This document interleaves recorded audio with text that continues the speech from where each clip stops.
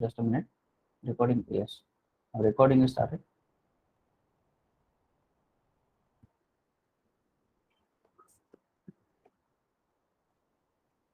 So let us first start with military exercise.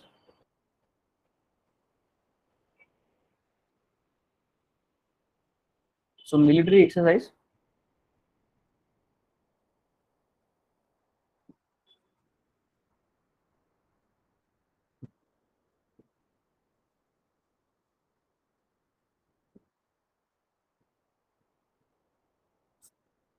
so there are 24 odd military exercise. So I will just cover some of them, and rest is given in given the this particular slide is even shared with madam. You can always ask. So military exercise most important is Garud Shakti.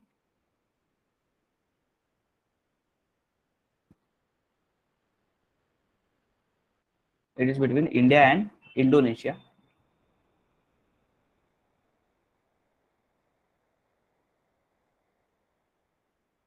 Next is Maitri.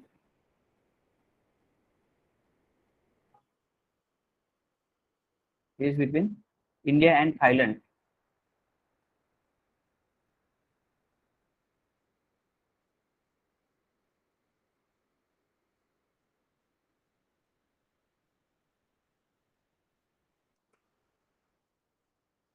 Then Indra.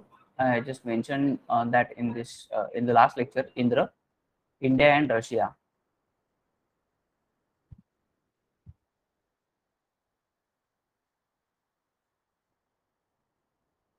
Then Desert Eagle. Desert Eagle,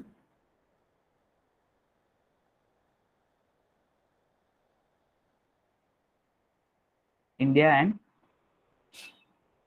UAE.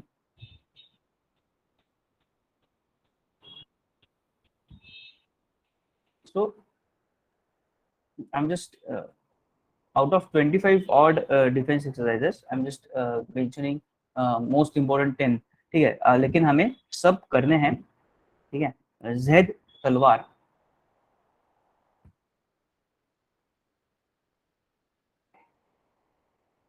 India and UAE. ये भी India and UAE के बीच में है. Either defence exercise जो होगा वो army के बीच होगा, मतलब भारत की आर्मी और दूसरे कंट्री की आर्मी, एयरफोर्स के बीच में होगा. भारत की एयरफोर्स और दूसरे कंट्री की एयरफोर्स, नेवी के बीच में होगा. और या फिर कॉम्बिनेशन दोनों का और सबका, मतलब कंबाइन. ठीक है, इसका और इसका कंबाइन और ऐसे. ठीक है. Next,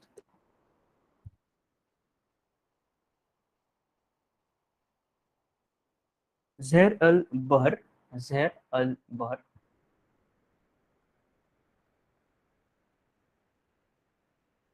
India and oh Qatar.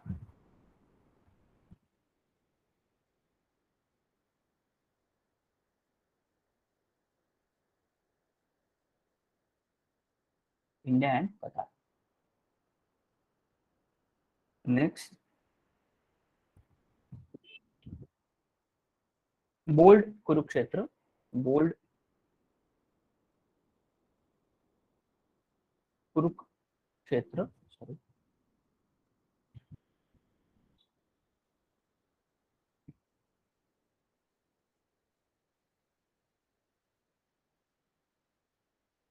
India and Singapore.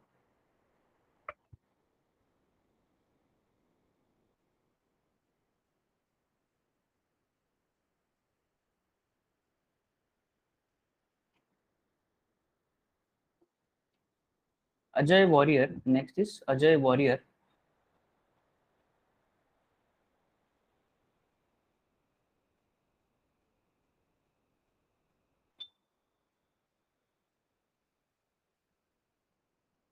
Ajay warrior. It is between India and UK.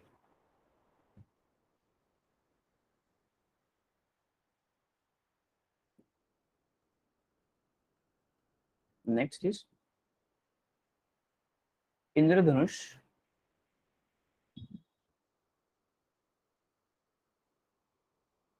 Indradhanush, it is India and UK.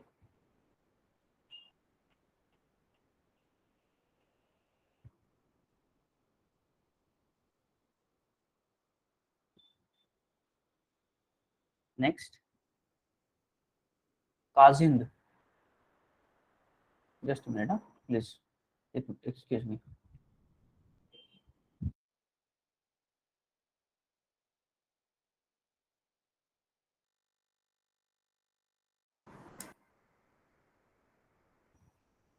Sorry for the interruption. And last one, Kazind.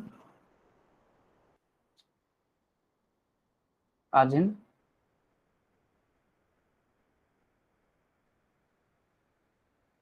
India and Kazakhstan.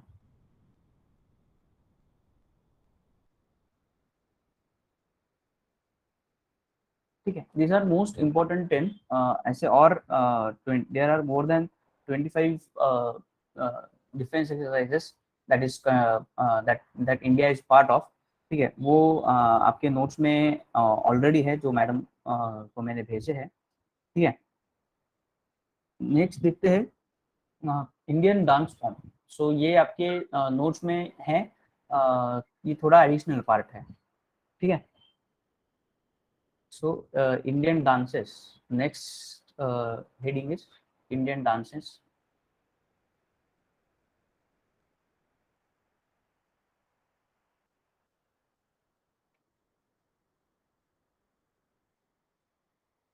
Indian dances. अब Indian dances को हम लोग दो प्रकार से देखते हैं, एक है क्लासिकल और दूसरा है folk dance. Classical almost 8 classical dances हैं and there are many folk dances in India. There are many folk dances in India. तो वो जो folk so how the questions are formed in the in this particular section, they will give you the name of the folk dance and they will ask you to identify the state. Name of the folk dance आपको वो देंगे and आपको जो उस state से वो belong करता है वो डांस, वहां पे वो आइडेंटिफाई द स्टेट.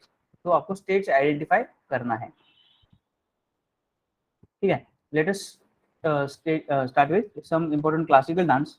ठीक है, there are 8 classical dances. First is, so some classical dance they are originated in particular states. ठीक है, now they are available in all over India or even outside India. You can learn any of the classical dance in anywhere in any part of India. It is available, but the folk dances are generally limited to that region or their identity of that particular region only. ठीक है, but say for example Bharatnatyam.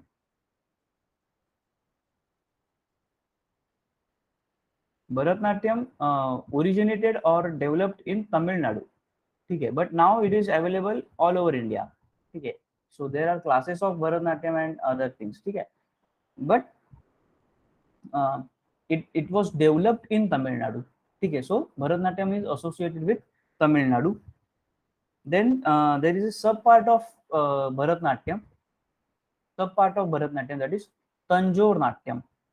Tanjore Natyam. So there can be question that, so Tanjore Natyam is part of which dance form? So आपको ये पता होना चाहिए कि भरतनाट्यम जो है वो तंजोर नाट्यम का पार्ट है. Next question, next dance Kuchipudi. Kuchipudi belongs to Andhra Pradesh. Andhra Pradesh. Next is, और जो नोट्स आपको दिए हैं, आपको सबमिट किए, मैडम को सबमिट किए हैं, वहां पे एडिशनली एक्सपोनेंट्स भी दिए हैं. ठीक है, मतलब जो भरतनाट्यम है या फिर कुचिपुड़ी है, उनके जो फेमस एक्सपोनेंट्स है, फेमस डांसर्स है इन डांस फॉर्म के, तो उनका भी नाम दिया है. आपको क्वेश्चन ऐसे भी आ सकता है कि ये नेम किस डांस फॉर्म से एसोसिएटेड है. ठीक है, या फिर जो ऑब्यूचरी यानी डेथ न्यूज की हमने बात की थी, तो अगर so for example Birju Maharaj recently passed away, so Birju Maharaj was associated with Kathak. So this type of question on recently, last year, I mean, or in the first half of this year, he was passed. Then वो हमें ऐसे पूछ सकते हैं कि he was associated with which dance form. ठीक है, so he was Birju Maharaj was associated with Kathak. ठीक है, तो ऐसे ऐसे भी क्वेश्चन वो पूछ सकते हैं. ठीक है. Then Kathakali,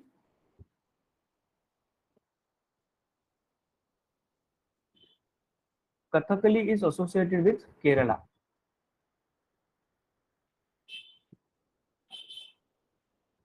Next, Mohini Attam. Mohini Attam. It is associated. It is also with Kerala. Next is Odissi. Odissi, as the name suggests, Odisha. Next one, Manipuri.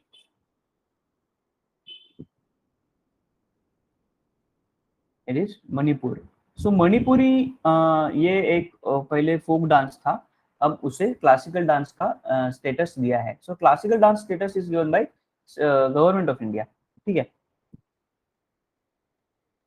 Classical dance और ट्रेडिशनल लैंग्वेज और culture heritage language, ठीक है, ऐसे status जो है वो central government देता है. Classical language, so classical dance and classical language. ठीक है, there are five classical languages are there. ठीक है. So Odissi is there, then Tamil, Telugu, Kannada and I guess okay अभी याद नहीं आ रहा है, लेकिन ये चार क्लासिकल लैंग्वेज है. ठीक है. Next, Kathak. Kathak is the only dance form which is associated with northern part और उत्तर प्रदेश, नॉर्दर्न इंडिया और Uttar Pradesh. It belongs to Uttar Pradesh. Then Sattariya. ठीक है, सत्तारिया और सत्रिया. ठीक है, Sattriya. This no sorry, this is Sattriya, right.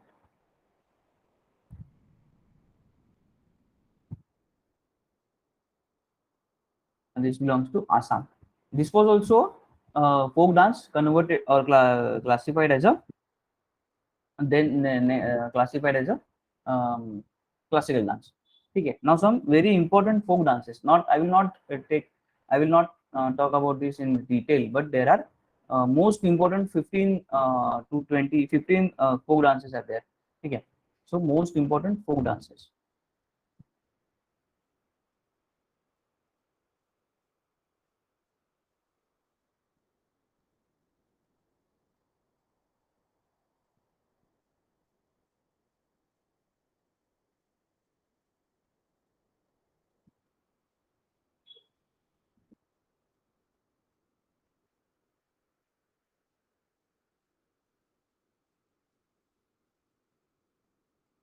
Most important folk dances. First,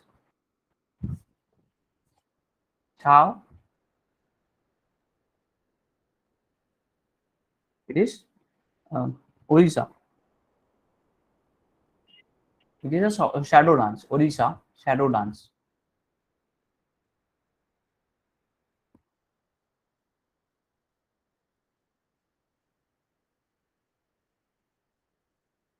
Next,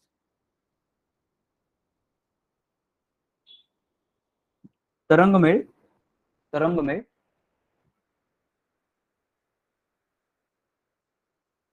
Goa.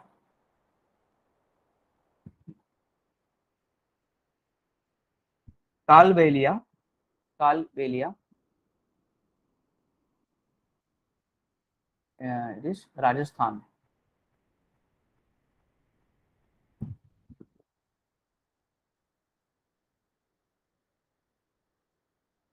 Charwa. Charba. Himachal Pradesh.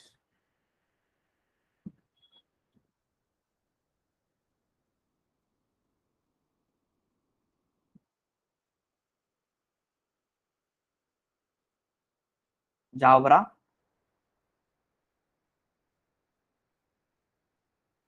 Madhya Pradesh, Madhya Pradesh. Dadra, Dadra, Uttar Pradesh. Matki, Matki, Madhya Pradesh.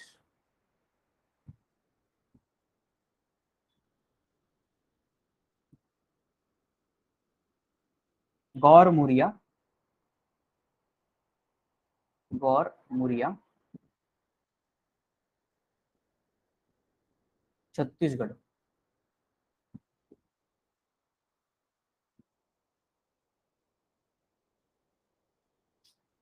Chhattisgarh.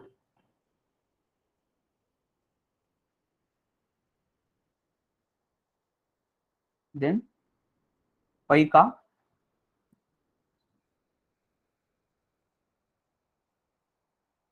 Paika,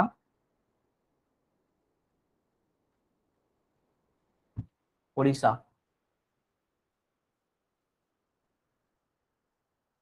Jat, Jatin, Jat, Jatin, Bihu, Assam, sorry Bihar. Jat, Jatin, Bihar. Next Bihu, Assam.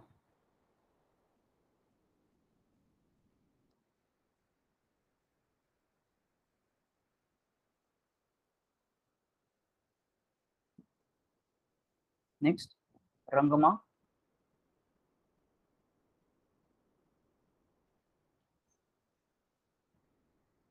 Nagaland.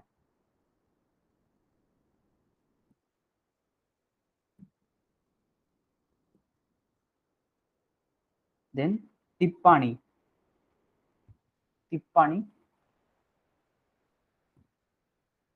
Gujarat.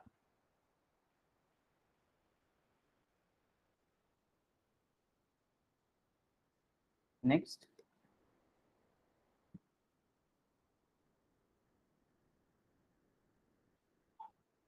Hojagiri, Hojagiri,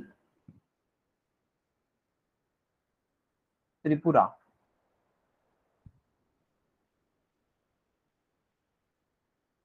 Tripura. And last one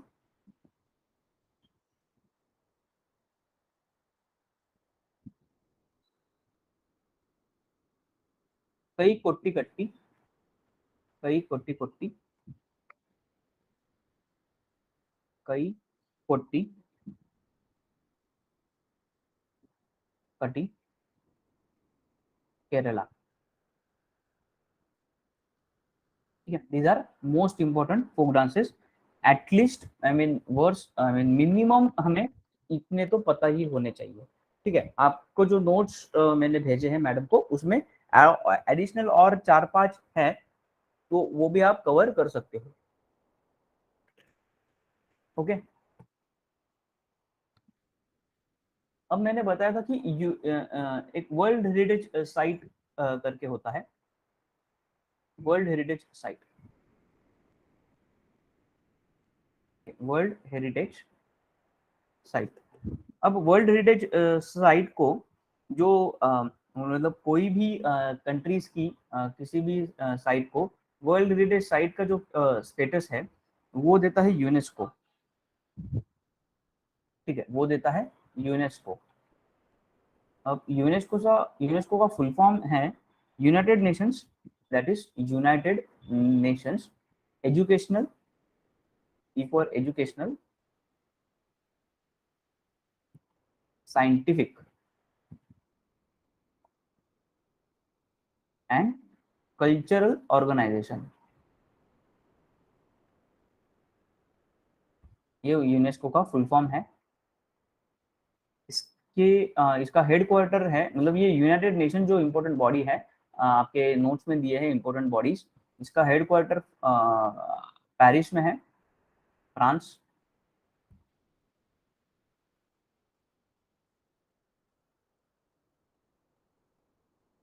और इसके जो अब हेड है डायरेक्टर जनरल या फिर डायरेक्टर जनरल और हेड अभी फिलहाल है वो है Audrey Azoulay, AUDRY, Audrey Audrey, DREY, Audrey Azoulay, DREY Azoulay, AZOULAY, ये अभी इसके फिलहाल हेड है। ठीक है, ये क्या करता है, दुनिया में अलग अलग जो हेरिटेज साइट, मतलब जो हिस्टोरिकल साइट्स है, हिस्टोरिकल मॉन्यूमेंट्स है, जैसे कि ताजमहल हो गया, या फिर कोई मंदिर है, कोई पर्टिकुलर बिल्डिंग है, कोई म्यूजियम है, तो उसे हिस्टोरिकल जो साइट्स है जो बहुत हिस्टोरिकली बहुत सिग्निफिकेंट है, उनका कल्चरल डोमिनेंस बहुत ज़्यादा है, इम्पोर्टेंस बहुत ज़्यादा है, ऐसे साइट्स को क्या करते हैं वो as a world heritage site का दर्जा देते हैं।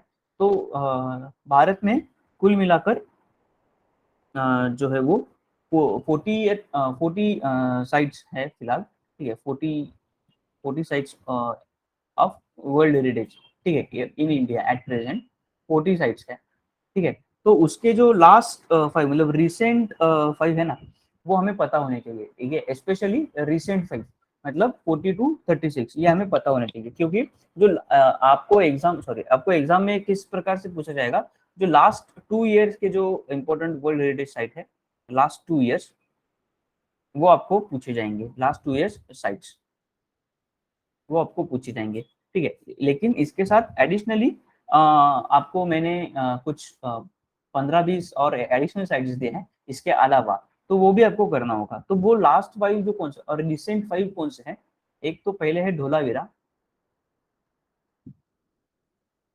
ढोलावीरा ये गुजरात में है। ठीक है, गुजरात 2021 में इसे वर्ल्ड हेरिटेज साइट का दर्जा मिला है, तो ये करंट अफेयर से रिलेटेड है, गुजरात। ठीक है, ढोलावीरा क्या है, ये एक हड़प्पन साइट है जो हमारे भारत में 5,000 साल पहले एक सिविलाइजेशन हुआ था, हड़प्पन साइट है ये। तो उसकी गुजरात की एक बहुत बड़ी और बहुत ही महत्वपूर्ण साइट है हड़प्पन सिविलाइजेशन की। सिंधु संस्कृति का नाम आपने शायद सुना होगा, पढ़ा होगा हिस्ट्री में कभी स्कूल में, तो वो उसकी साइट है। तो ये इसे वर्ल्ड हेरिटेज का इसे दर्जा मिला है। ठीक है, उसके बाद है काकतिया रुद्रेश्वर टेम्पल। काकतिया काकतिया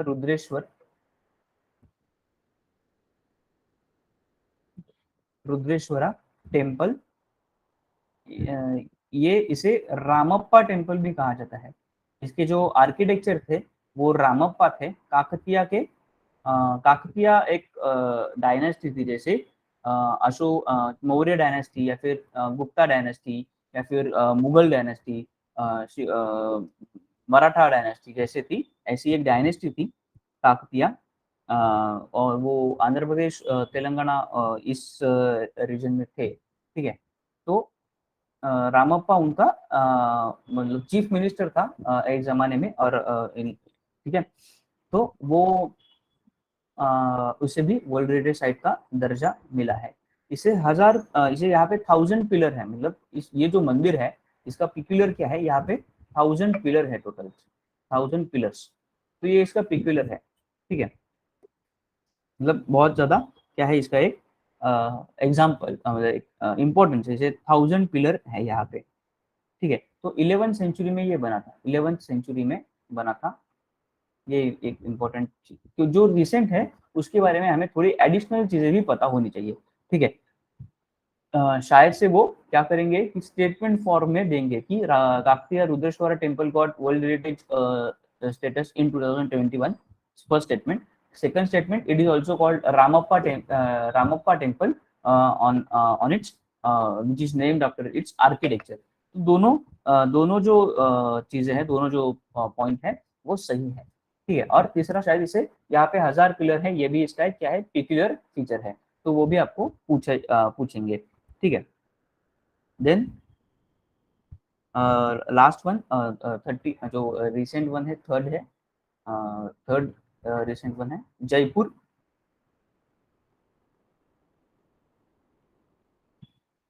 जयपुर जयपुर ये जो शहर है इसे सवाई जयसिंह ने बनवाया था। सवाई जयसिंह वहाँ का राजा था, एक मतलब बहुत बड़े राजा थे राजपूताना के, ठीक है। सवाई जयसिंह ने 1727 में, ठीक है, इन द ईयर ऑफ 1727, और इसे वर्ल्ड हेरिटेज का दर्जा मिला है 2019 में। 2020 में बिकॉज ऑफ कोविड ये हुआ नहीं था, तो इसे 2019 में ये दर्जा मिला था वर्ल्ड हेरिटेज का। और इसे आपको पता होगा कि इसे पिंक सिटी भी कहते हैं, ठीक है। राजस्थान के अलग अलग शहरों को अलग अलग नाम से जाना जाता है, जैसे जैसलमेर को ब्लू सिटी कहते हैं, ठीक है। देन विक्टोरिया आर्ट एंड, ठीक है, Victoria, Victoria and art deco, Victoria and art deco ensemble, ensemble, ensemble, sorry, ensemble of Mumbai. मतलब जो मुंबई में आप कभी गए होंगे, तो मुंबई में जो फोर्ट एरिया है वहाँ की जो बिल्डिंग्स हैं, ठीक है, या फिर जो पोस्ट ऑफिस है वहाँ की जो बिल्डिंग है, ठीक है, जो जीपीओ, फोर्ट एरिया जीपीओ, या फिर ब्रिटिश जो बेसिकली जो ब्रिटिश आर्किटेक्चर है फोर्ट एरिया में, वो उसे वर्ल्ड हेरिटेज साइट का दर्जा मिला था 2018 में। ये महाराष्ट्र, ऑफ कोर्स महाराष्ट्र है, महाराष्ट्र स्टेट है, ओके। लास्ट वन इज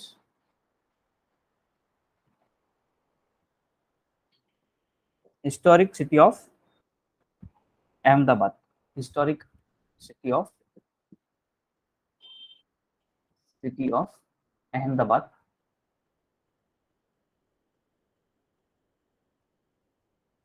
इसे भी 2017 में, इसे 2017 में मिला था। ये गुजरात में है, और 15th सेंचुरी में यहाँ का एक राजा था, लोकल लीडर था, मतलब मतलब लीडर नहीं था, वो गवर्नर था गुजरात का, गवर्नर ऑफ सरदार था गुजरात का, अहमद अहमद खान, अहमद नाम था उसका। तो उसके उसने ये शहर बनवाया था, गवर्नर ऑफ गुजरात, मुगल के पीरियड में, ठीक है, मुगल के पीरियड में ये गवर्नर था गुजरात का, तो उसने ये बनवाया था, ठीक है। तो हमें ये और उसके साथ और भी मैंने भेजे हैं मैडम को, वो भी आपको करना है।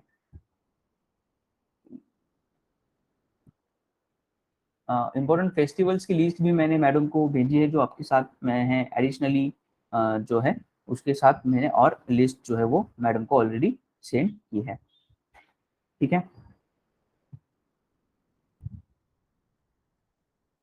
लास्ट पॉइंट, आई नो कि 12:38 हो गए हैं, 20:38 हो गए हैं। Last point, martial art. Martial arts जो है हमें मतलब हमें कराटे पता होता है, ताइक्वांडो पता होता है, लेकिन हमें इंडिया के जो मार्शल आर्ट्स थे, इंडिया में जो ओरिजिन हुए हैं मार्शल आर्ट्स के, वो हमें पता नहीं होता है, ठीक है। तो जो एक बहुत अलग फैक्ट्स है, ठीक है, तो ये हमें सात मतलब ऐसे बहुत सारे हैं, लेकिन एग्जाम पॉइंट ऑफ व्यू जो सात है वो इम्पोर्टेंट है। तो देखिए कौन से है। वो है पहला, कलरी पयट्टू। ये बहुत ही फेमस हुआ है पिछले कुछ सालों में। कलरी पयट्टू मतलब ये फेमस मतलब स्प्रेड हुआ है इसका, अब बहुत मतलब वैसे तो बहुत पुराना है, ठीक है। कलरी पयट्टू ये केरल में है। देन सिलाम्बम, सिलाम्बम ये तमिलनाडु में है, ठीक है।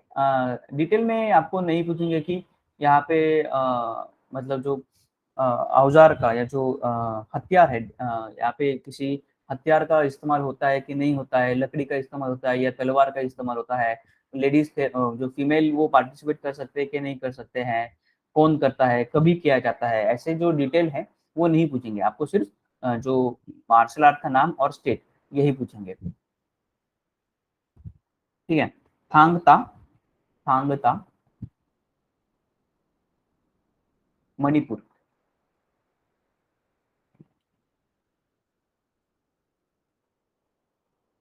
ठीक है, देन सरित सारक, सरित सारक, सरित सारक ये भी मणिपुर का ही है।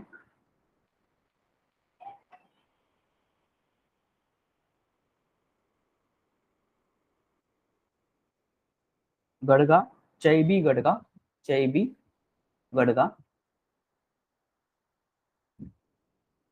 ये भी मणिपुर का है। तो स्पेशली नॉर्थ ईस्टर्न स्टेट्स है वहां पे हमें ज्यादा फोकस करना है। देन थोड़ा, थोड़ा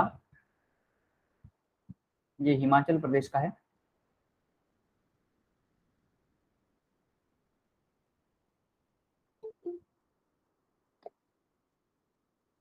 ये हिमाचल प्रदेश का है थोड़ा। देन इनबुआन, इनबुआन, इनबुआन ये एक रेसलिंग है। इनबुआन ये मिजोरम में किया जाता है। इनबुआन मिजोरम। और लास्ट वन किरिप, किरिप ये निकोबार आइलैंड में किया जाता है। निकोबार आइलैंड जो है अंडमान निकोबार में, वहां पे ये किया जाता है। ठीक है, तो जो अभी जो ऊपर जो हेडिंग देखे मतलब डिफेंस एक्सरसाइज, डिफेंस एक्सरसाइज या फिर world heritage sites, dance form, ठीक है, फोक डांस वगैरह ये जो है, मार्शल आर्ट, ये जो टाइप हमने देखे, वहां पे आपको मतलब 2 से 3 questions you can expect, 2 to 3 questions. ठीक है, सिंपल होगा, नाम पूछेंगे या फिर आपको स्टेट बताना होगा, या फिर उल्टा नहीं देंगे, मतलब स्टेट देंगे और नाम मार्शल आर्ट तो नाम पहचानो, ऐसा नहीं होगा क्योंकि वो बहुत ज़्यादा डिफिकल्ट हो जाएगा। ठीक है, तो ऐसा होगा नहीं, लेकिन मतलब स्टेट और नाम ऐसे ही पूछेंगे। ठीक है, now let us move to the finance, basic concepts regarding finances और banking awareness.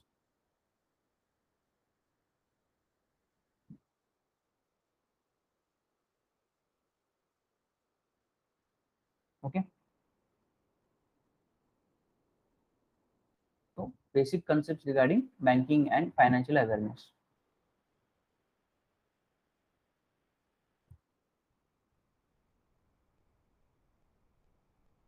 I hope everything is clear.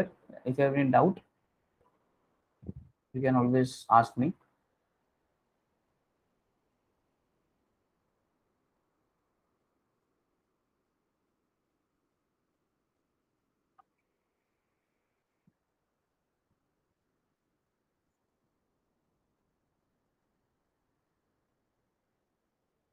ठीक है, अब जो मतलब बेसिकली बैंक क्या है, बैंक को बैंक क्यों कहते हैं, अगर ऐसे कहा जाए तो जो मॉडर्न बैंकिंग अभी जो चल रहा है उसकी जो शुरुआत है, so the basically the uh, uh, idea of modern banking or the model of modern banking originated in Europe in 13th century. So there was a place called Venice. तो वो वेनिस में बैंको रूसो नाम का एक जगह था, बैंको रूसो। तो उस जगह पे क्या होता था बैंको रूसो में, जो व्यापारी लोग थे या फिर जो those who are affluent class, ठीक है, जिनके पास पैसे थे, साहूकार फॉर एग्जांपल, ऐसे जो थे और जिनको कर्जा चाहिए होता था किसी काम के लिए, तो वो आके वो वहां पे मिलते थे और वहां पे उनका लेन देन होता था। जैसे हमारे यहाँ पे अभी दलाल स्ट्रीट है, तो दलाल स्ट्रीट पे जाके क्या होता है, वो दलाल, दलाल स्ट्रीट को दलाल स्ट्रीट क्यों कहते हैं, तो वहां पे जो स्टॉक वगैरह के दलाल वहां पे रहते थे, वहां पे उनका काम होता था। तो वैसे ही उस बैंक को रोसो, उस जगह के नाम से बैंक ये नाम ओरिजिन हुआ है। अगर हम लोग मॉडर्न बैंकिंग की बात करें तो modern banking in India specially it started after the Britishers in 17 last leg of 16th century, that is 17 to 80s के 1770s के बाद एक्चुअली बैंकिंग शुरू हुआ। लेकिन जो पूरा मतलब हिस्ट्री वगैरह जो है वो आपकी स्टैटिक अवेयरनेस के नोट्स में दिया है, तो I will not talk about that here, ठीक है। तो बैंकिंग ये जो है वो बहुत ज़्यादा अब क्या है, बहुत ज़्यादा कॉम्प्लेक्स एक सिस्टम है, बहुत ज़्यादा वहाँ पे मतलब जो एंटायर किसी एक बैंक के फेलियर से पूरे देश की इकोनॉमी को अफेक्ट गिर सकता है। हमने देखा था कि जो पंजाब नेशनल बैंक वगैरह जो बिकॉज ऑफ सम पर्सन्स की वो वहाँ पे लोन उनका रिपेमेंट नहीं हो पाया है, तो पूरे इकोनॉमी पे उसका क्या आता है, इफेक्ट गिरता है। या फिर यूएसए में जो बड़ी बैंक्स थी, मतलब सब प्राइम क्राइसिस जब हुआ था 2008 में, एक क्राइसिस हुआ था यूएसए में, तो वहाँ पे बैंक जो थे बड़े बड़े वो फेल हुए थे, ठीक है। और बैंक फेल होने के कारण पूरी जो इकोनॉमी थी उस देश की, यूएसए की, और उसके वजह से पूरे दुनिया की इकोनॉमी बहुत बड़े खतरे में आ गई थी। तो इतना इम्पोर्टेंस बैंकिंग सिस्टम और फाइनेंशियल सिस्टम को है, ठीक है। तो इसके रिलेटेड कुछ इम्पोर्टेंट, बहुत ही इम्पोर्टेंट कंसेप्ट हमें देखने हैं। अगर कंसेप्चुअल क्वेश्चंस की वेटेज की अगर बात करें हम लोग, तो वेटेज इतना ज्यादा होता नहीं है, लेकिन आप जब आप देखोगे कोई भी पेपर में, नेक्स्ट लेक्चर में मेरा पहला hour first 15 minute will be on the type of paper that is there, because banking जो एग्जाम होती है, बैंक पीओ जो होता है या फिर बैंक क्लर्क के जो एग्जाम होते हैं, उनके पेपर ऑफिशियल पेपर कभी अवेलेबल नहीं होते, ठीक है। तो जो क्लासेस या फिर ऑनलाइन क्लासेस वाले वगैरह है, या फिर कोई क्लासेस वाले वगैरह क्या करते हैं कि जो स्टूडेंट्स है उनको पूछ के जो एक मेमोरी बेस्ड पेपर निकालते हैं, तो वो कभी भी 100% ट्रू नहीं होता, ठीक है। तो इसके लिए अलग अलग सोर्सेज से निकाल के हम लोग नेक्स्ट लेक्चर में पहले 15 मिनट्स हम लोग देखेंगे कि एक्चुअली कितने मार्क्स होते हैं, कैसे वेटेज होता है, किस टाइप के क्वेश्चंस होते हैं। Then we will talk about current affairs in next lecture. But आज की अगर हम लोग बात करें तो कुछ कंसेप्ट है, वो कंसेप्ट हमें इसके लिए पता होने चाहिए कि शायद उसमें मतलब अप्रैल मेंस में उसके बारे में शायद सवाल ना आए, लेकिन एक अंडरस्टैंडिंग के हिसाब से, मतलब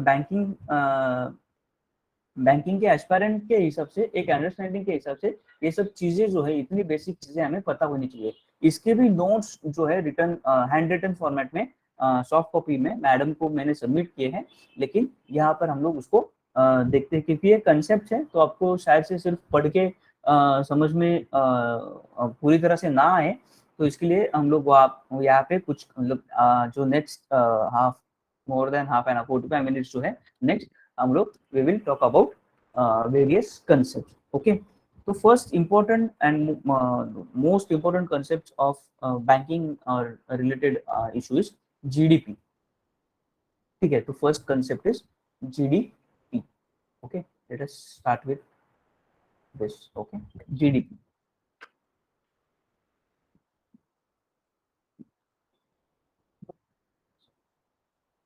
GDP, what is the full form of GDP? If you know, it is gross domestic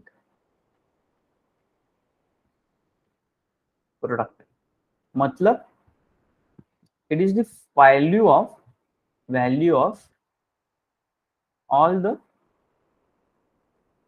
final goods, value of all the final goods, यानी जो चीजें हम लोग बनाते हैं, जैसे कि ये पेन है फॉर एग्जांपल, और जो आपका मोबाइल है for example, final goods and services. जैसे कि सर्विसेज में जैसे हम लोग अभी गूगल मीट यूज कर रहे हैं, तो एक सर्विस हो गया। Services produced final value of all goods and services produced within a produced within territory of country, produce with in geographical boundary of country.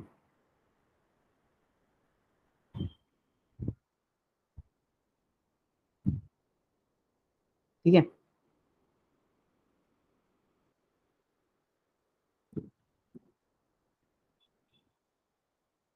Okay. So यहाँ पे in a given financial year, in a given financial year.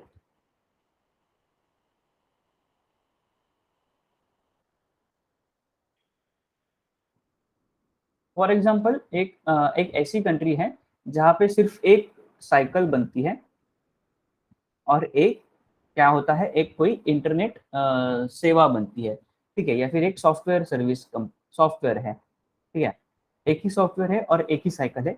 उस cycle की final कीमत, मतलब जो customer पे करता है वो जो वैल्यू है वो है से 5,000 रुपये, और उस सॉफ्टवेयर की जो कस्टमर पे करता है, जो एंड कस्टमर है, जो यूजर कस्टमर है, वो जो उसकी जो वैल्यू है वो है अगर 15,000 रुपये, तो उस देश का मतलब टोटल जीडीपी हो गया 20,000 रुपये। ठीक है, ऐसे टोटल, ठीक है, ये मैंने एग्जांपल के लिए लिया है, ऐसे total.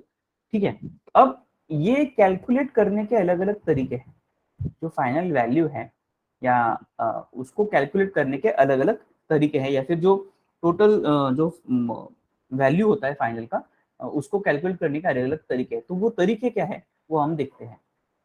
There are different ways to calculate this method और GDP overall. First is income method, ठीक है, first is income method, income method. अब इनकम मेथड में क्या कैलकुलेट होता है, इनकम कैलकुलेट होता है। इनकम किसका, इनकम किसका, इनकम यानी gross value added, gross value added,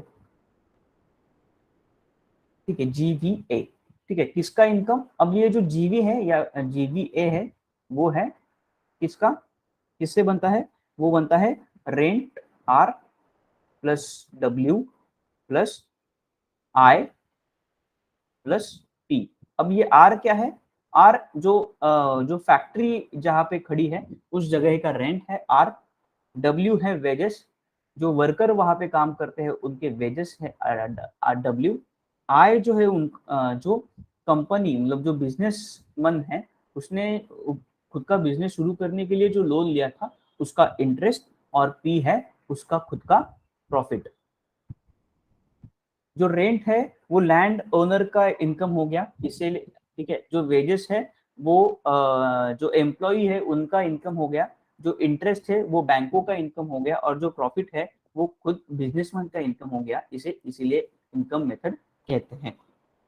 ठीक है, तो इसके इस डेफिनेशन के हिसाब से और इस कंसेप्ट के हिसाब से, मतलब अगर ये जो साइकिल है उसकी वैल्यू है 5,000, तो उस 5,000 में 5,000 में क्या होगा,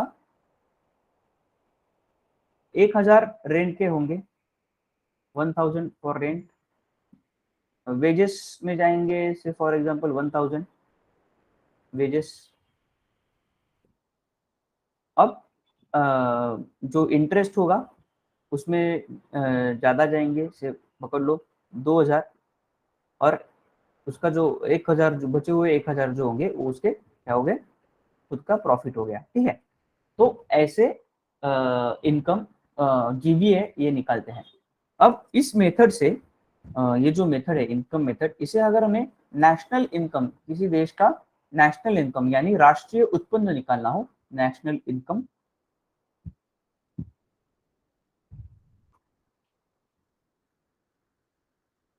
या फिर राष्ट्रीय उत्पन्न,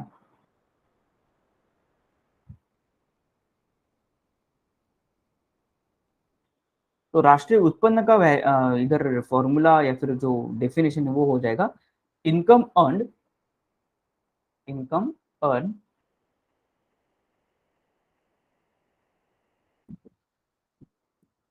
ऑफ ऑल हाउसहोल्ड्स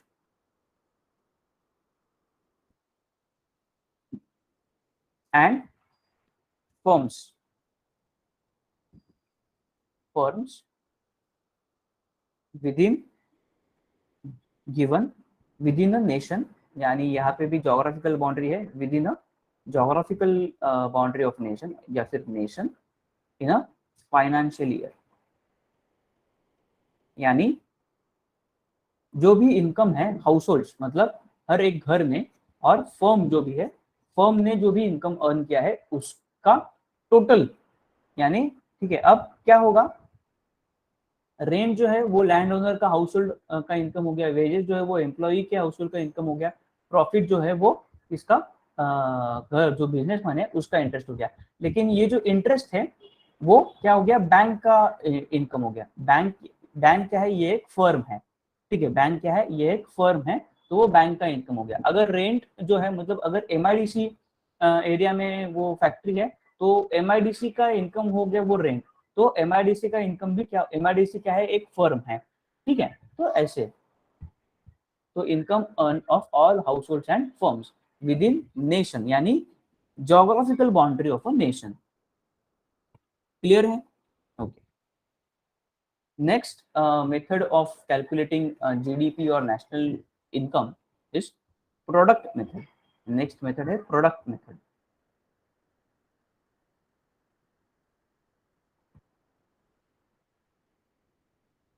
अब प्रोडक्ट मेथड में जो जीवीए है या फिर ग्रॉस वैल्यू एडेड जो है, उसे कैसे कैलकुलेट करते हैं?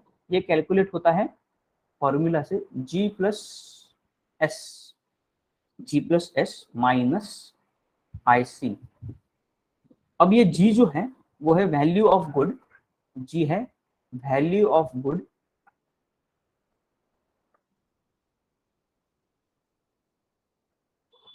एस जो है वो है value of services, value of services. ये जो आईसी जो है, आईसी ये है इंटरमीडिएट, इंटरमीडिएट इंटरमीडिएट चार्जेस। यानी what does it mean basically, और इंटरमीडिएट चार्जेस और consumption, let us right consumption is more accurate word, intermediate consumption.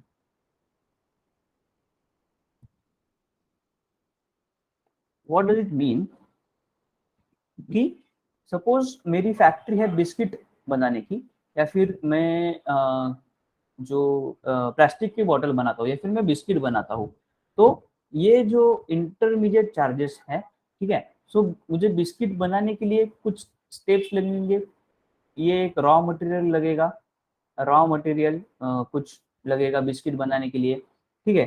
तो उसके कुछ प्रोसेस होंगे, ठीक है। रॉ मटेरियल जो भी होगा, ठीक है। सो रॉ मटेरियल और ये है फाइनल प्रोडक्ट, ठीक है, ये है फाइनल प्रोडक्ट, ठीक है, बिस्किट, ठीक है। तो रॉ मटेरियल में क्या आएगा, मैदा आएगा, ठीक है, मैदा, या फिर जो गेहूं है, अगर गेहूं है, मैदा है, जो भी है, जो फ्लोर है, जो भी है जिससे बिस्किट बन रहा है वो आएगा। और या फिर जो हमारा ये है घी है, ठीक है, घी, घी आएगा, ठीक है। इसेंस अगर कुछ हम लोग डाल रहे हैं, या फिर अगर जो भी शुगर डाल रहे हैं, कोई भी क्रीम डाल रहे हैं, चॉकलेट डाल रहे हैं, जो भी है, ठीक है। तो ये जो बिस्किट का जो फाइनल, अगर एक बिस्किट का फाइनल वैल्यू है 1.5 रुपीज, 1.5 रुपीज है एक बिस्किट का फाइनल वैल्यू। तो उस 1.5 रुपीज में इन सबकी जो वैल्यू है, ठीक है, इन सबकी जो वैल्यू है वो क्या है, वो एडेड है, ठीक है, वो क्या है, एडेड है, ठीक है। तो इसीलिए इसे कहते हैं इंटरमीडिएट कंजम्पशन। अगर मैंने इस 1.5 में से जो इंटरमीडिएट कंजम्पशन है, सपोज 1.5 में से इंटरमीडिएट कंजम्पशन है 0.75 पैसा, तो जो मैंने जो 0.75 अगर ये नहीं निकाला, तो यहाँ पे क्या होगा, डबल काउंटिंग होगा, क्या होगा, डबल काउंटिंग, ठीक है। तो ये डबल काउंटिंग ना हो, इसके लिए मैं क्या करता हूँ, यहाँ से मेरा जो फाइनल वैल्यू है, यहाँ से मैं इंटरमीडिएट कंजम्पशन का जो भी वैल्यू है वो मैं निकाल देता हूँ। अब ये बिस्किट का एग्जांपल आप एक्स्ट्रापोलेट करके जो मशीनरी है, जो स्टील बनाती है, ऐसे जो बड़ी बड़ी मशीनरी है, सर्विस है, तो सर्विस में भी अलग अलग ये होते हैं, इंटरमीडिएट कंजम्पशन होते हैं।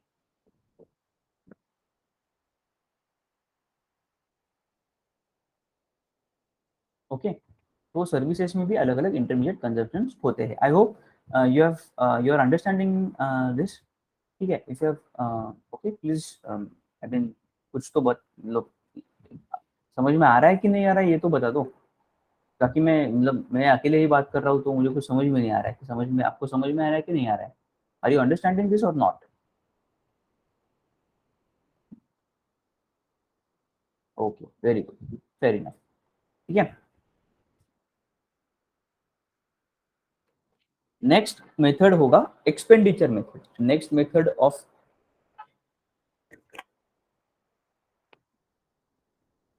कैलकुलेटिंग इनकम और सॉरी, इसका मैंने डेफिनेशन नहीं बताया, राइट? इसका इसके हिसाब से नेशनल इनकम का डेफिनेशन है, इस मेथड के हिसाब से नेशनल इनकम होगा, नेशनल इनकम का डेफिनेशन होगा the monetary value of, the monetary value of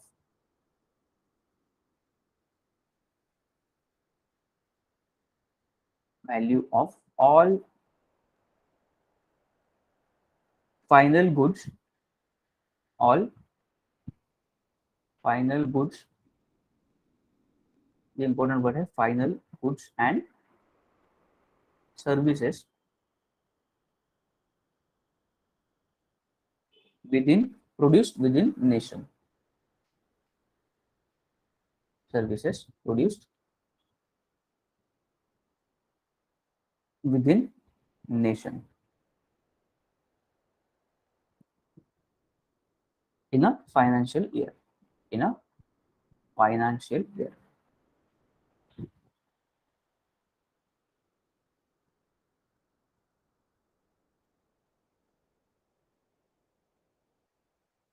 next method है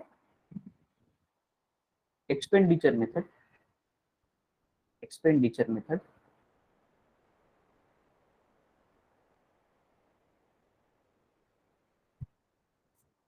एक्सपेंडिचर मेथड में हम जो जीबी है उसे कैलकुलेट करते हैं, जीबीए और gross value added,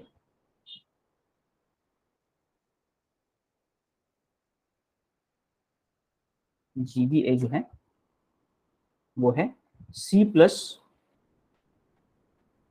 I, C plus I plus ji plus X minus M. ये क्या है? एक्सपेंडिचर है, यानी खर्च, हम लोग खर्चा कर रहे हैं, खर्च करते हैं अपन, ठीक है, खर्च। ठीक है, सो सी खर्च किती प्रकारे असतो? There are two types of expenditure, either you are consuming what, so आपके पास अगर 10,000 रुपए है, ठीक है, if you are having 10,000 rupees and out of that 10,000 rupees you are buying shirt of say 6,000, तो 6,000 क्या हो गया? आपने शर्ट बाय किए, यानी आपका क्या हो गया? कंजम्पशन हो गया। ठीक है, और आपने क्या किया? नहीं, अभी खर्चा बहुत हो गया है तो 4,000 मुझे सेव करने हैं, तो 4,000 का आपने क्या किया? एसआईपी शुरू किया, या फिर अपने शेयर में डाले, या फिर अपने बैंक में डाले, जो भी है। ठीक है, तो खर्च दो ही तरीके से होता है, आइदर आप उसको कंजम्पशन करते हैं तो फिर फूड पे करते हैं, या अलग जो जो भी चीजें हम लोग इस्तेमाल करते हैं day to day activity, day to day life के लिए, वो कंजम्पशन है। ठीक है, तो खर्च करने के दो ही तरीके हैं, आइदर उसको कंज्यूम करो, कंजम्पशन करो उसका, या फिर उसको इन्वेस्टमेंट करो। ठीक है, तो ये जो सी है, that C stands for consumption,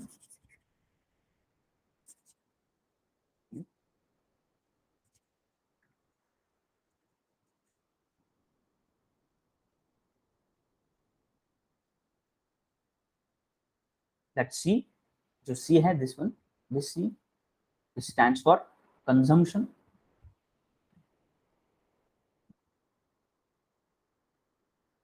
consumption. I stands for investment, I stands for investment. G stands for government consumption, अब गवर्नमेंट भी कुछ ना कुछ कंजम्पशन करेगा, कुछ ना कुछ खर्चा करेगा, मतलब जो गवर्नमेंट का कंजम्पशन क्या होगा? सैलरी वगैरह। ठीक है, तो गवर्नमेंट का कंजम्पशन ये लोगों का इनकम होता है। ठीक है, गवर्नमेंट कंजम्पशन।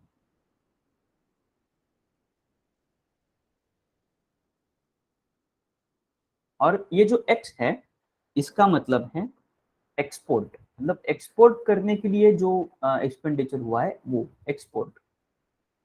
x का मतलब है एक्सपोर्ट और m का मतलब है इंपोर्ट। ठीक है, जो एक्सपोर्ट हुआ है और जो इंपोर्ट हुआ है वो, अगर एक्सपोर्ट ज्यादा है किससे, इंपोर्ट से, एक्सपोर्ट अगर ज्यादा है इंपोर्ट से तो ये होगा पॉजिटिव ऑलवेज, और अगर एक्सपोर्ट कम है इंपोर्ट से तो ये होगा नेगेटिव ऑलवेज। ठीक है, समझ में आ रहा है? अगर एक्सपोर्ट ज्यादा है, if x is more than m, तो ये हमेशा पॉजिटिव होगा ये वैल्यू, और if x is less than m ये हमेशा निगेटिव होगा। ठीक है, समझ में आ रहा है? ओके। अब इस मेथड के अकॉर्डिंगली नेशनल इनकम हमें कैसे कैलकुलेट करना होगा, या फिर नेशनल इनकम कैसे कैलकुलेट करते हैं। नेशनल इनकम, नेशनल इनकम का डेफिनेशन है टोटल ऑफ एक्सपेंडिचर। अब जो ये इनकम है ये एज अ एक्सपेंडिचर हम लोग कैलकुलेट करते हैं। Total of expenditure, expenditure bye house hold, firms, government and net value of export and import, export and import, net value of exports in given financial year। तो इसे हम लोग national income calculate करते हैं।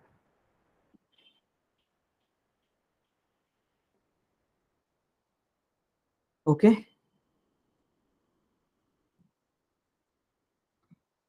तो GDP क्या है? GDP और ग्रॉस डोमेस्टिक प्रोडक्ट जो देखा उसकी डेफिनेशन हमने ऊपर देखी है। जीडीपी है ग्रॉस वैल्यू एडेड, ये जो हम लोग ने देखे, at gross value added at at constant market prices, constant market prices. मतलब जीडीपी कैलकुलेट करने के लिए एक बेस ईयर होता है, बेस ईयर। फिलहाल वो बेस ईयर जो है वो 2017 है। ठीक है, अब जीवीए कैसे कैलकुलेट कर होते हैं? जो जीवीए है, अलग अलग जो ऊपर 3 मेथड हमने देखे हैं, उसका जीवीए तो उस साल का जो वैल्यू होता है उसके हिसाब से हम लोग कैलकुलेट करते हैं। ठीक है, तो जीवीए और जीडीपी में फर्क क्या है? जीवीए लेकिन इस साल के वैल्यूएशन के हिसाब से 2017 के वैल्यूएशन के हिसाब से। ठीक है, तो मैंने इन सब चीजों को जो ऊपर हमने देखा है, अगर जीवीए को 2017 के, yes hello, any doubt is there? If I am calculating GVA or gross value added at the prices that were in 2017, तो हमें मुझे मिलेगा जीडीपी। मुझे क्या मिलेगा? जीडीपी। ठीक है, मुझे मिलेगा जीडीपी। तो कंसेप्ट सेम है लेकिन प्राइसेस अलग अलग देते हैं होते हैं। ठीक है, कौन जीबीए को उस साल के प्राइसेस, मतलब 2022-23 के जो प्राइसेस है उसके हिसाब से, और जीडीपी है जो 2017 के जो प्राइसेस है उसके हिसाब से। ठीक है, उसके बाद एक कंसेप्ट होता है GNP, gross national product. Gross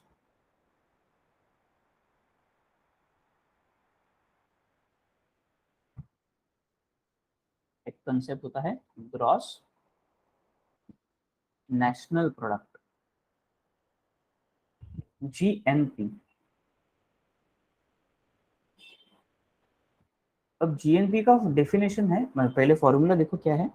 it is GDP plus X minus M. अब यहाँ पे x माइनस एम का मतलब है x जो है it is income, earn by income earned by Indians in foreign countries, income earned by Indians in foreign countries,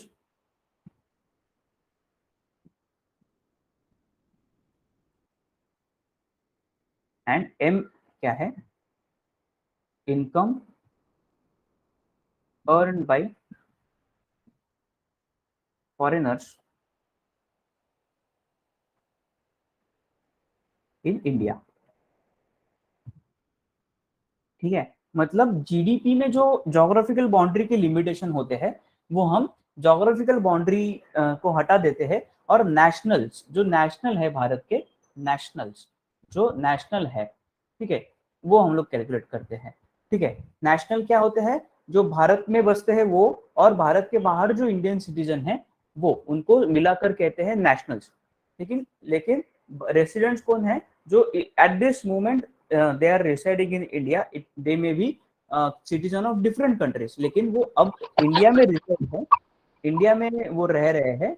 yes, doubt है कपिल आई guess?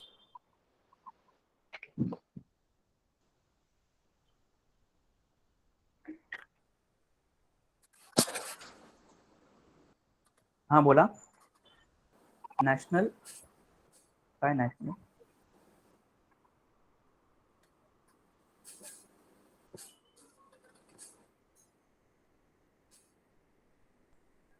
Okay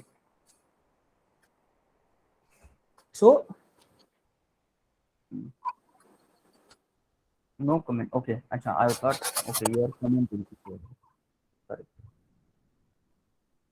so जो इंडिया में रह रहे हैं लेकिन दूसरे कंट्री के सिटीजन हो सकते हैं, तो उनका इनकम हमें जो इंडियन है लेकिन अब दूसरे कंट्री में रह रहे हैं, वहां पे जॉब कर रहे हैं, उनका इनकम हमें इनके इनकम से क्या करना होगा, सब्ट्रैक्ट करना होगा।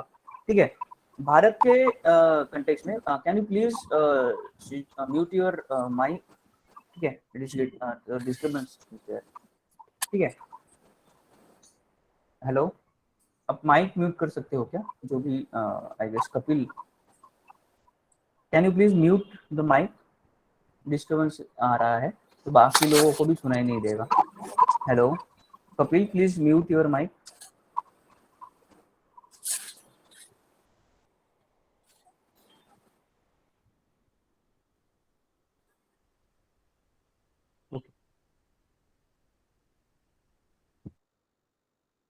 हाँ, so as I was saying कि इन इंडियाज कंटेक्स्ट ये जो x है ये हमेशा m से बड़ा होता है, x is always greater than m, क्योंकि भारतीय लोग जो है, इंडियन नेशनल्स जो है, वो फॉरेन में जाके जितना कमा इनकम करते हैं जॉब करके वगैरह, उससे कम जो फॉरेनर्स है वो भारत में आके कमाते हैं। तो भारत का ये जो जीडीपी जीएनपी है ये हमेशा जीडीपी से क्या होता है, बड़ा होता है। ठीक है, लेकिन अगर कभी ऐसा हो कि फॉरेनर्स भारत में आकर ज्यादा पैसा कमा रहे हैं, किससे, इंडियंस फॉरेन में जाके, तो क्या होगा, जीएनपी जो होगा वो जीडीपी से कम होगा। लेकिन फिलहाल भारत में ये सिचुएशन है। ठीक है,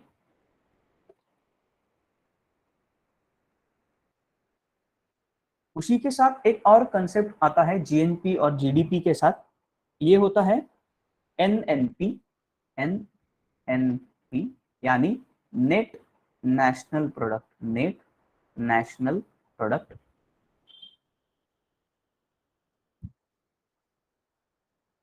ठीक है, ये जो नेट है मतलब GNP, gross national product minus depreciation. आप अगर आप कॉमर्स के स्टूडेंट हो तो आपको डेप्रिसिएशन पता होगा। ऑलमोस्ट जो मशीनरी है, जो भी सिस्टम है, मशीनरी है, वो क्या होता है, they are subjected to depreciation, उनकी वैल्यू जो है वो कम होती है हर साल, अप्रोक्सीमेटली 10 to 15% का डेप्रिसिएशन काउंट किया जाता है। ठीक है, तो मतलब सपोज एक देश का जीएनपी है 10,000, 10,000 का डेप्रिसिएशन 15% है, 15% 10,000 का डेप्रिसिएशन 10,000 है। ठीक है, तो मतलब सपोज एक देश का जीएनपी है 10,000, 10,000 का डेप्रिसिएशन 15% है, 15% 10,000 का डेप्रिसिएशन 10,000 है। ठीक है, तो मतलब और मतलब उसका जो डेप्रिसिएशन होगा वो 15% ऑफ जीएनपी। तो 10,000 में से हमें 1500 हमें माइनस करने हैं, तो वो हमें मिल जाएगा net national product, net national product. ठीक है, वैसे ही जीडीपी, वैसे ही जीडीपी से हमने अगर डिप्रिसिएशन निकाल दिया, जीडीपी से हमने अगर डिप्रिसिएशन निकाल दिया तो वी विल गेट एनडीपी। हमें क्या मिलेगा? NDP, that is net domestic product, net domestic product. Okay, next concept regarding this is PPP. PPP और परचेसिंग पावर पैरिटी, यानी this is the capacity of one country in comparison with USA to buy basket of food, similar basket of food। ठीक है, ये concept दिया था Karl castle, इन्होंने, Karl castle, ये concept दिया था कार्ल कैसल इन्होंने। इनका ये कहना था कि PPP is equal to PF divided by PD. ठीक है, डिवाइडेड बाय पीडी। अब ये जो पीएफ है, that is PF is foreign prices of goods, foreign prices of goods,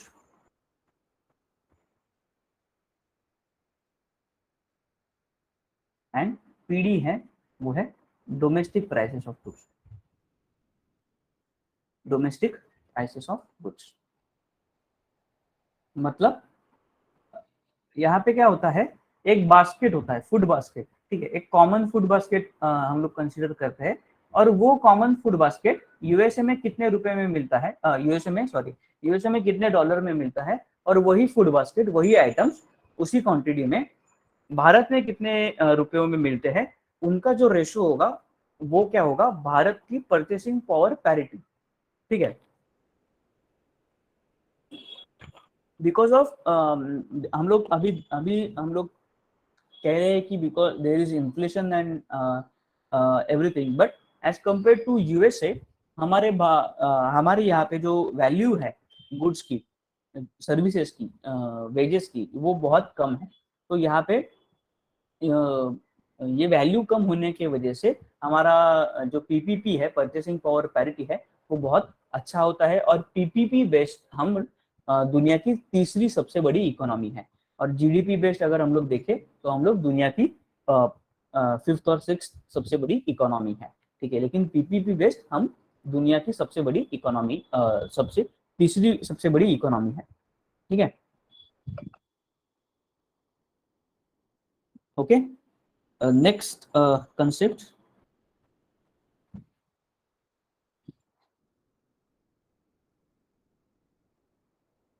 Okay, just a minute. Next concept,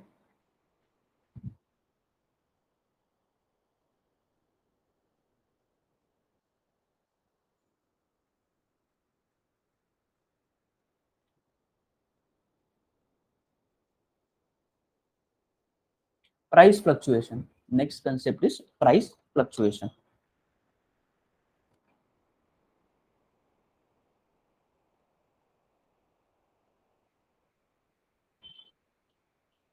अब हम लोग देख रहे हैं कि दिन ब दिन जो कीमतें हैं वो बढ़ती जा रही है। Last evening government has cut down petrol and diesel prices by almost 10 rupees. Now today Maharashtra government has announced reduction in VAT. ठीक है, तो ये जो इन्फ्लेशन है, जो कीमतों का बढ़ना जो है, उसे प्राइस फ्लक्चुएशन कहते हैं। प्राइस फ्लक्चुएशन में अलग अलग कंसेप्ट होती है, देखते हैं। पहली कंसेप्ट, फर्स्ट, इन्फ्लेशन, इसे नॉर्मल भाषा में चलनवाढ़ या फिर कीमतवाढ़ कहते हैं, चलनवाढ़। What is inflation? It is general rise in price level, it is general rise in price level.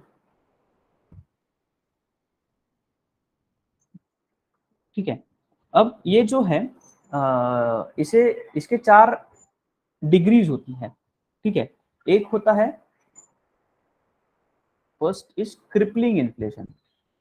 Crippling यानी रेंगता हुआ।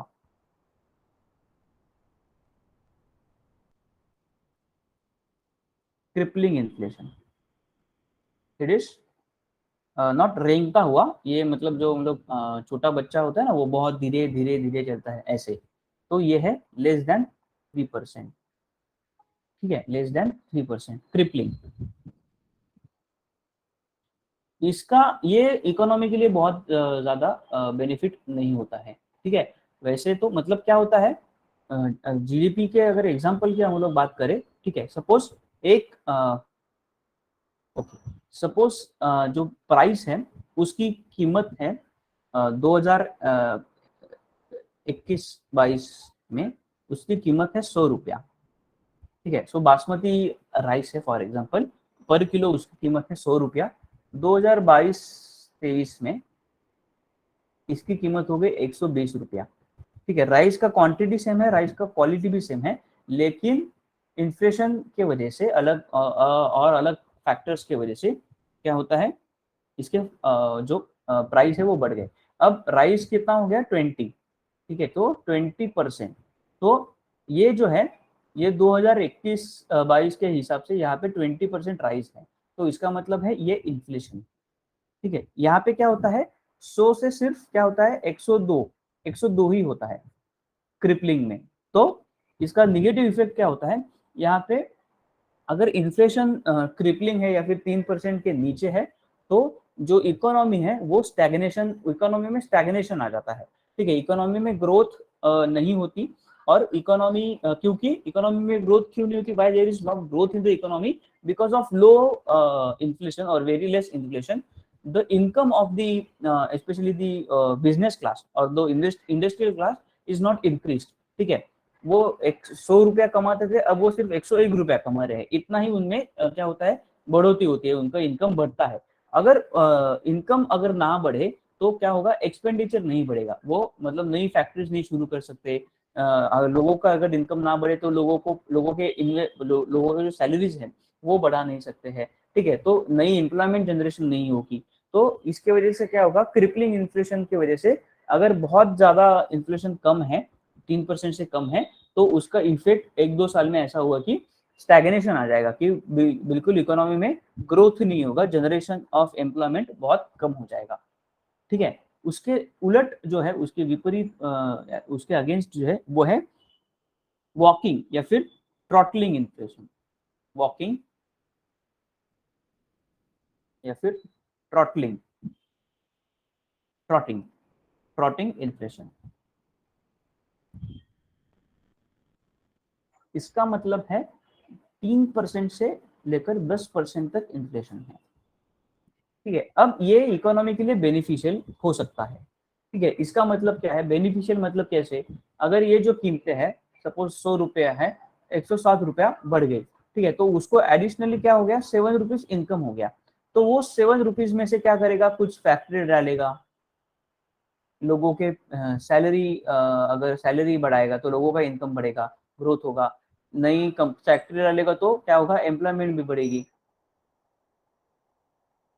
ठीक है, एम्प्लॉयमेंट बढ़ेगी, तो ये इकोनॉमी के लिए क्या होता है, बेनिफिशियल होता है।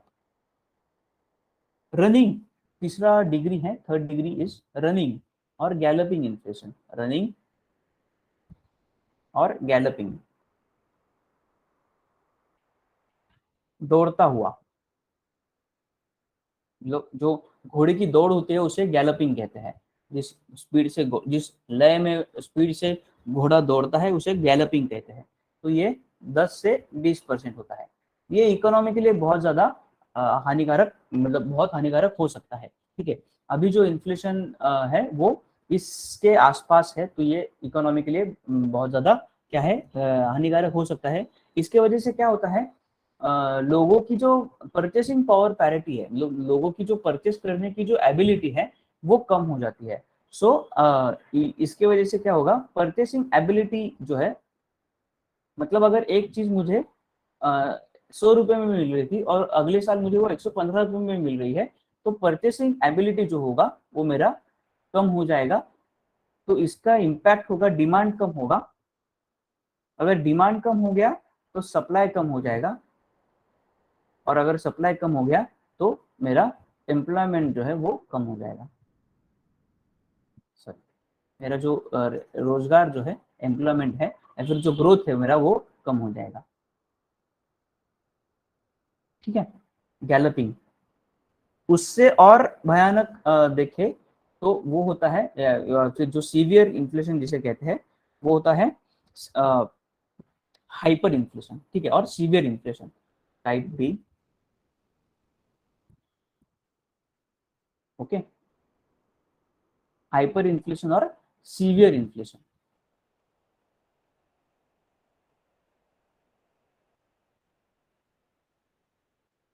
इससे इसका मतलब है 20% से ऊपर है, मोर देन 20%। ठीक है, तो ये बिल्कुल ही इकोनॉमी के लिए बहुत ही क्या होता है, डिट्रीमेंटल होता है। इकोनॉमी बहुत ज्यादा लॉस में जाती है। स्टैग्फ्लेशन आता है, मतलब इन्फ्लेशन होता है बहुत ज्यादा, लेकिन स्टैग्नेशन आता है। सो स्टैग्फ्लेशन, ये कॉम्बिनेशन आती है। ठीक है। ओके, तो ये है इन्फ्लेशन के अलग अलग प्रकार, डिग्रीज। भारत में जो अब इन्फ्लेशन है, आरबीआई जो है, रिजर्व बैंक ऑफ इंडिया, वो मॉनिटरी पॉलिसी कमेटी, मॉनिटरी आपके नोट्स में है ये, monetary policy committee, monetary policy committee के जरिए, मॉनिटरी पॉलिसी कमेटी के जरिए क्या करता है, इन्फ्लेशन को कंट्रोल करता है, कंट्रोल इन्फ्लेशन। तो कैसे करता है, मतलब कितना अलाउड है, 4% प्लस माइनस 2%। ठीक है, so every quarter it should be less than between the range of 2% to 6% inflation होना चाहिए। ये आरबीआई ने डिसाइड किया है। तो आरबीआई का सबसे इंपॉर्टेंट काम क्या है, इन्फ्लेशन को कंट्रोल करना। अब आरबीआई जो है, इन्फ्लेशन को कंट्रोल जिस तरीकों से करती है, उस तरीकों को हम लोग देखेंगे। शायद आज होगा नहीं, तो नेक्स्ट लेक्चर में हम लोग वो देखेंगे कि ऑलमोस्ट 27 हो गया है, and we have to stop by 9:30, right. Okay, तो ये है। लेकिन उसके अलावा, मतलब उसके उसके जाने, ये टूल्स देखने के पहले हम लोग जो इन्फ्लेशन के जो प्राइस फ्लक्चुएशन के अलग अलग टाइप जो है वो देखते हैं। हमने देखा इन्फ्लेशन यानी general rise in price level. दूसरा होता है डिफ्लेशन। डिफ्लेशन क्या है, ये इन्फ्लेशन का अपोजिट है। डिफ्लेशन क्या है, इन्फ्लेशन का अपोजिट है। General decline in price level, general decline in price level, इसका मतलब है कीमतें जो थी सो थी 2000, सो कोविड के वक्त पे डिफ्लेशन हमें देखने को मिला, क्योंकि डिमांड बहुत कम थी, तो सप्लाई जो थे वो जल्दी करने थे। ठीक है, जो जो भी माल था वो बेचना था, इसके लिए प्राइसेस कम हो गए। सो डिमांड क्या हो गया, कम हो गया, और प्राइसेस कम हो गए इसकी वजह से। तो 100 की अगर कोई चीज थी, वो मुझे अब 97 रुपए में मिल रही है, तो ये है क्या हो गया, मेरा 3% डिफ्लेशन हो गया। ठीक है, नेक्स्ट है डिसइंफ्लेशन।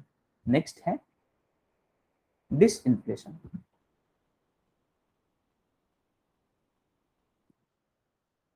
इसका मतलब है decline in decline in growth rate of inflation.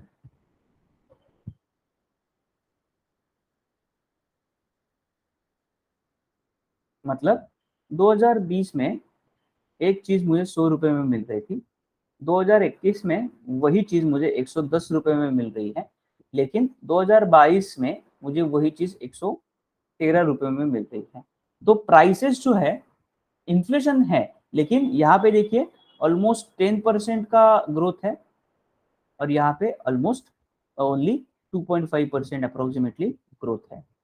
ठीक है, तो इसे कहते हैं decline in growth rate of inflation, तो इसे कहते हैं डिसइन्फ्लेशन, राइट। और इन्फ्लेशन अगर बहुत ज्यादा हो जाए तो मैंने बताया कि इकोनॉमी में क्या होता है, एक प्रकार का स्टैग्नेशन आता है, इकोनॉमी ठहर जाती है, ग्रोथ रेट कम हो जाता है, एम्प्लॉयमेंट जनरेशन कम हो जाता है, तो उसे कहते हैं स्टैगफ्लेशन, उसे कहते हैं स्टैगफ्लेशन।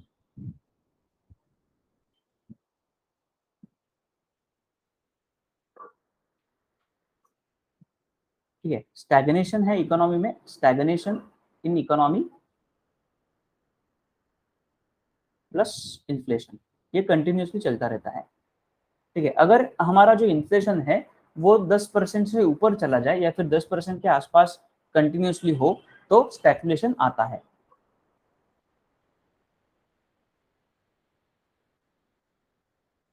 Okay, okay. अब economy, there are basically two methods to calculate inflation. First methods to calculate inflation,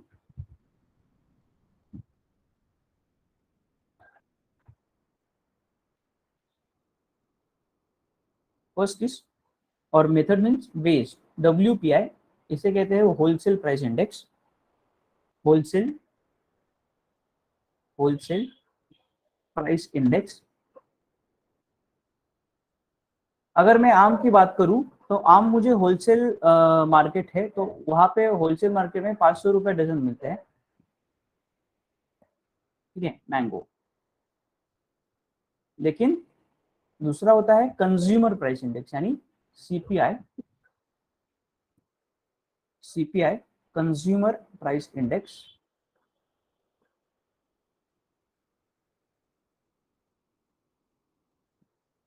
यानी जो एंड यूजर है, कस्टमर है, वो हम लोग कितने में खरीदते हैं, 800 रुपए में। ठीक है, तो 800 रुपए dozen mango.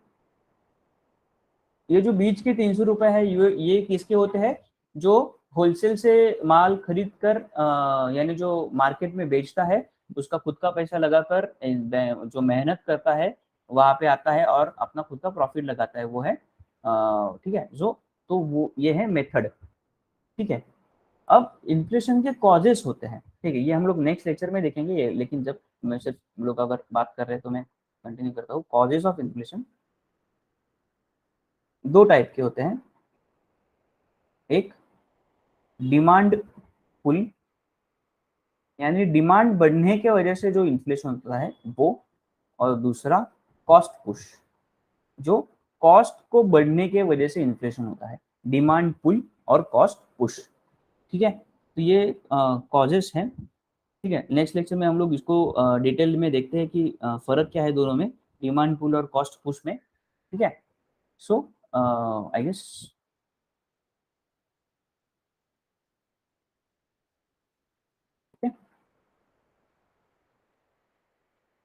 so we will stop here for today and we will meet on the next uh, I guess Friday, right? So we will meet on next Friday. You will have entire week to